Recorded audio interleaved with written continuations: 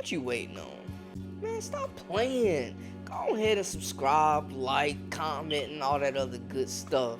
Stay up with the latest and the greatest. Live with Brandon Blakeney. It's your boy, Brandon Blakeney, aka Brandon Lee TV. You dig? Today, the word is out. The world is on notice. The Oklahoma City Thunder are here. They have arrived. The world is taking notice. It's not just the future. These young fellas saying they got now? Let's get into it. You are now locked into the Live with Brandon Blakeney podcast. Here is your host, Brandon Blakeney. We're taking a look at those young fellas from OKC, the NBA's next dynasty. They straight up got one of the brightest young cores and young stars in the game who's crossing into that elite category in Shai Gilgeous Alexander. They have one of the most underrated young stars next to him in Josh Giddey in the backcourt. And these two, I would not be surprised, don't be shocked if they are the top backcourt in the NBA in, let's say, 5 years. Looking at it, the rapid development of Shai just gives this team a top 10 talent. He's averaging 30 points per game at 22 years old. That's just frightening. He became the youngest player to average a 30 ball while making 50% of his shots on the season. Only Michael Jordan is in that category with him. Shai saw his first ever postseason action and straight up delivered with 32 points. He's just got one of the smoothest games and the deepest bags in the league. Young fella is really like that, can score at will, and I mean, you just cannot stay in front of him. His change of pace is immaculate, the finishing ability, the mid-range, the three-pointer, off the dribble, pick and roll, and the scary part is he's just scratching the surface. Defensively, he's probably the best shot-blocking guard in the league, too. If they can lock him in for the long term, watch out. Speaking of just scratching the surface, why the heck is no one talking about the growth of Josh Giddey? A big knock on him was him getting to his shot off the dribble. He's looking a lot more comfortable off the bounce recently. He's a 6'8" point guard with incredible vision. Now he can get a little over flashy with the passes, but he's usually on the money. If you're open, he's gonna find you, and it's an exciting brand of basketball, man. Like, I love the jaw-dropping assist.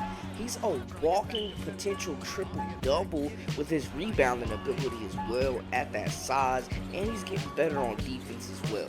These two should continue to grow and flourish with each other for years to come, honestly. They complement each other really well. Then you got the smaller Jalen Williams, one of the biggest surprises in the draft. He's not even the rookie that people were expecting to be like this. He's an absolute diamond in the rough. The 12th pick, I get it, but who was even considering the possibility he would make a case for Rookie of the Year in the preseason? Come on!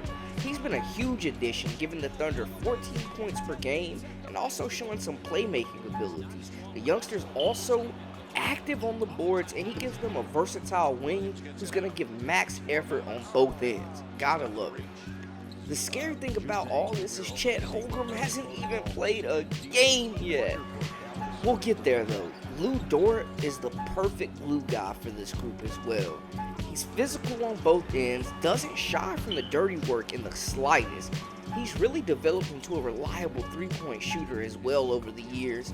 His offensive game is evolving overall, and it coexists with the stars of the team. Dort does whatever needs to be done to get a win. They gotta keep him around. He just complements these guys so well.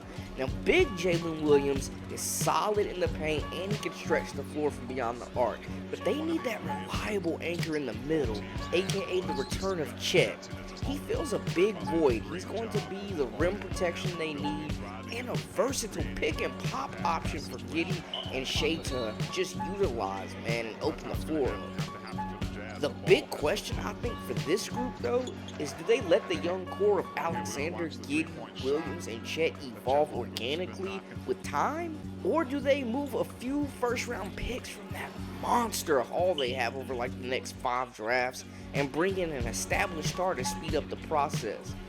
Whatever they decide, man, Oklahoma City is absolutely playing for keeps, and I'm excited to see them continue to make a push for the playoffs, man. You gotta love that brand of basketball. And you hear about OKC, the training staff, and how they deal with injuries, and every star that's left there, man, just talks about how great the community and the support and the fan base is. So they got something special rocking up in Oklahoma City, and the sky's the limit for these guys. That's a wrap for us. Make sure to subscribe for all the latest and the greatest. Thank you for tuning in. I appreciate y'all. That's a wrap for us. For all the latest and the greatest, tune in to Live with Brandon Blakeney. It's your boy, Brandon, aka Brandon Lee TV. You dig?